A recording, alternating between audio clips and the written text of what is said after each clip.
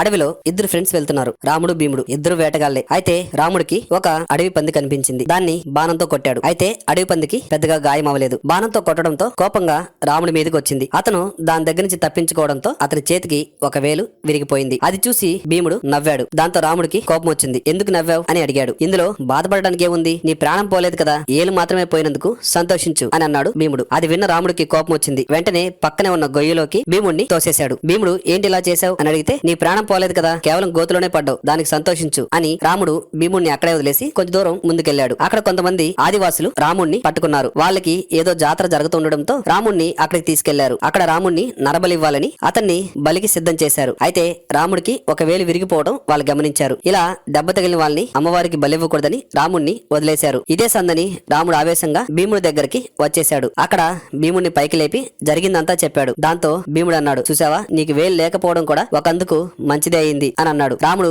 భీముడి వైపు చూసి నవ్వి, నువ్వు గోతులో పడడం కూడా ఒకందుకు మంచే జరిగింది అన్నాడు. అప్పుడు భీముడు, అవునా, అదెలా అన్నాడు. ఒకవేళ నువ్వు కూడా నాతో పాటు వచ్చుంటే నీకు అన్ని బానే ఉన్నాయి కాబట్టి నా బదులు నిన్ను బలిచ్చేవాళ్ళు. చూసావా, నిన్ను గోతులో తెయ్యడం కూడా మంచిదైంది. దీని ద్వారా మనం అర్థం చేసుకోవాల్సింది ఏంటంటే, మనకేదైనా చెడు జరిగినప్పుడు దాన్ని చెడుగానే చూడకూడదు, అందులో మంచి ఏంటుందని వెతుక్కోవాలి.